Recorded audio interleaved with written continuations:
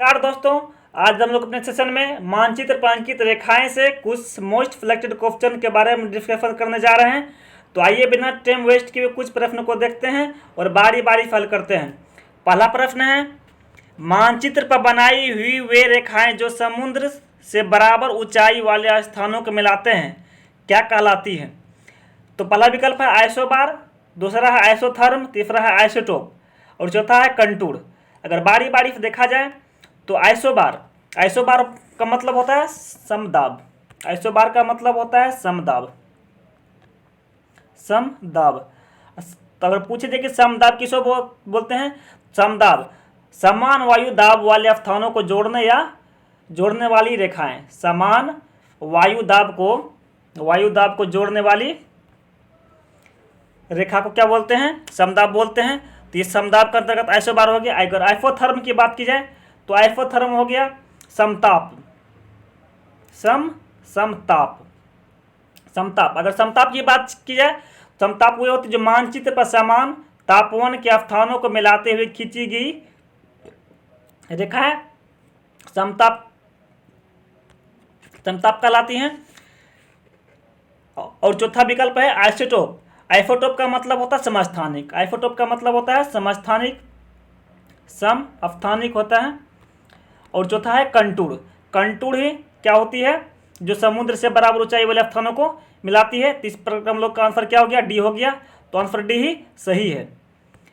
चलिए आगे बढ़ते हैं, अगला प्रश्न को देखते हैं। अगला प्रश्न है, समान वर्षा वाले क्षेत्र को जोड़ने वाली रेखाएं कही जाती है। समान वर्षा वाले क्षेत्र को जोड़ने वाली रेखाएं कही जाती है। तो ये दोस्तों पहला विकल्प है आइसोबार, दूसरा है आइसोहाइट, तीसरा है आइसोथर्म, चौथा है आइसोहेलाइन।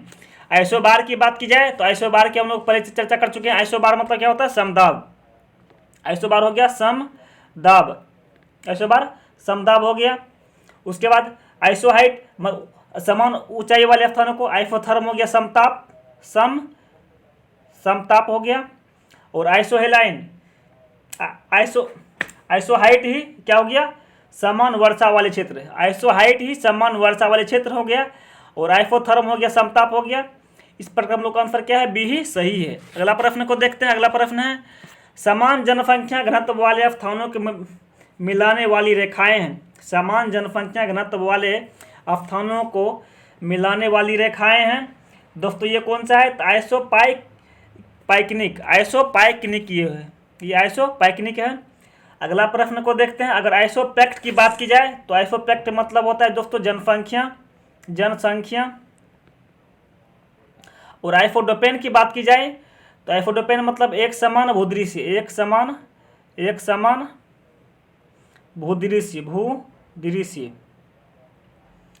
अगर आइसोटेक की बात की जाए तो समहीम दर्पण। आइसोटेक की बात की जाए तो समहीम दर्पण। इस प्रकार हम लोग का आंसर क्या हो गया? आंसर डी हो गया, आइसोपाइकनिक। अगला प्रश्न को देखते हैं। अगला प्रश्न है, महासागरीय एवं सागरीय भागों में लवणता की समान मात्रा वाले स्थान को मिलाने वाली रेखा निम्न में से किस नाम से जानी जाती है? तो दोस्तों आइसोहेलाइन। इसको क्या बोलते हैं दोस्तों? आइसोहेलाइन इसको बोलते हैं। आइसोबात की बात की जाए तो आइसोबात तो समगहरी हो गया। आइसोबात समगहरी।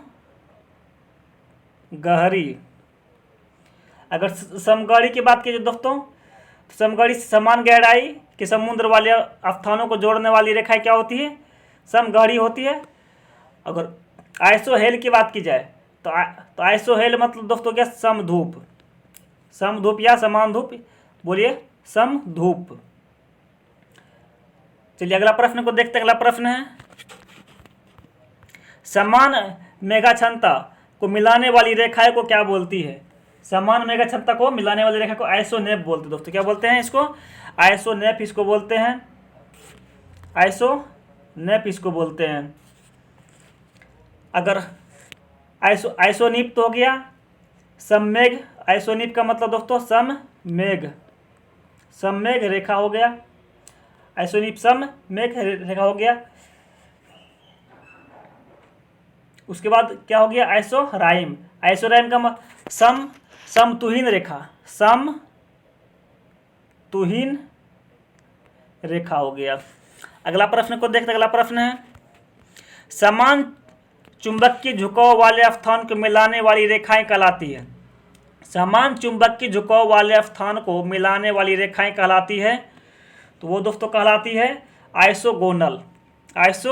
इसको बोलते हैं आइसोगोनल, इसको बोलते हैं आइसोगोनल बोलते हैं, समान चुंबकीय झुकाव को मिलाने वाले स्थान को। अगर इसकी बात की जाए तो आइसोबात की बात कीजिए तो आइसोबात दोस्तों समगहरी हो गया, समगहरी।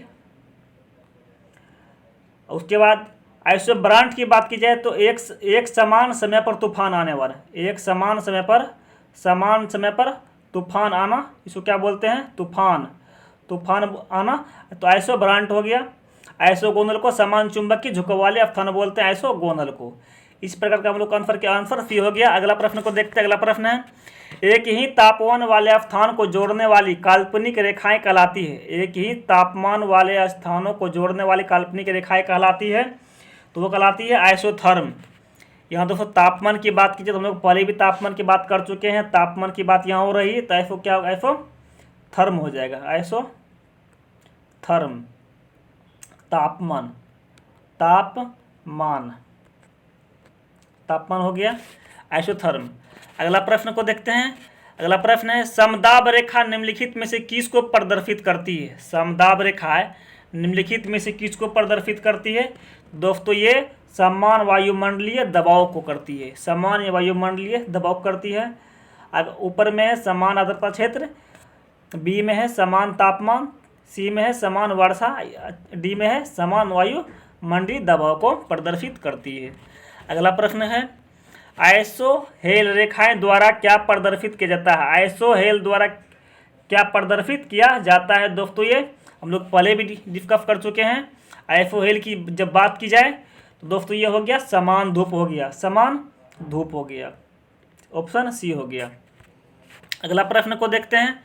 अगला प्रश्न है एक ही समय में कंपन करने वाले स्थानों को जोड़ने वाली रेखाएं की श्रृंखला कहलाती है। एक ही समय में कंपन करने वाले स्थानों को जोड़ने वाली रेखाएं की श्रृंखला कहलाती है, तो ये दोस्तों कहलाती है कोसिमल लाइन।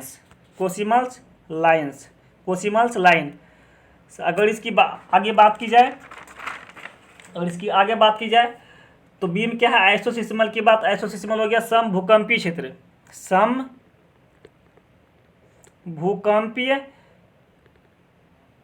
क्षेत्र, आइसोसिस्मल। अगला प्रश्न को देखते हैं। अगला प्रश्न है एक समान समय पर तूफान आने वाले स्थानों को मिलाने वाली रेखाएं क्या कहलाती हैं। दोस्तों लोग पहले भी डिस्कशन कर चुके हैं, एक समान समय पर तूफान आने वाले स्थानों को मिलाने वाली रेखाएं क्या कहलाती है, ये दोस्तों कहलाती है आइसोब्रांट कहलाती है, आइसोब्रांट कहलाती है। अगला ऑप्शन हम लोग डिस्कस कर चुके हैं। अगला प्रश्न है समुद्र के अंदर समान गहराई वाले स्थानों को मिलाने वाली रेखाएं कहलाती है। समुद्र के अंदर समान गहराई वाले स्थानों को मिलाने वाली रेखाएं कहलाती है, तो वो कहलाती है दोस्तों आइसोबात कहलाती है। आइसोथर्म हो गया तापमान, आइसोबार हो गया वायुमंडलीय दबाव। उसके बाद अगला प्रश्न को देखते हैं। अगला प्रश्न क्या है सूर्य ताप के समान अवधि वाले स्थानों को मिलाने वाली रेखा क्या कहलाती है, तो दोस्तों सूर्य ताप के तो आइसोहेल इसको बोलते, क्या बोलते हैं, आइसोहेल इसको बोलते हैं, आइसोहेल बोलते हैं। अगर आइसोक्रोन की बात की जाए तो आइसोक्रोन तो हो गया समकाल रेखा या समांतर काल रेखाएं।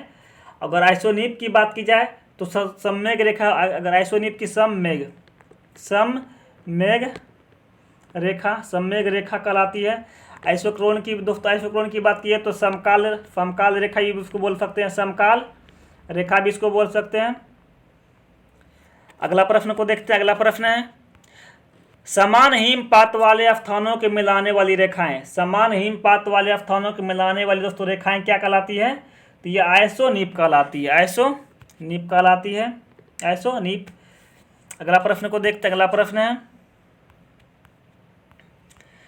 किसी प्रदेश में समान भाषा वाले स्थानों को वर्गीकृत करने वाली सीमा रेखा की क्या कहलाती है। किसी प्रदेश में समान भाषा वाले समान भाषा वाले स्थानों को वर्गीकृत करने वाली सीमा रेखा क्या कहलाती है? ये दोस्तों कहलाती है आइसोग्लोस, आइसोग्लोस कहलाती है। अगला प्रश्न को देखते हैं।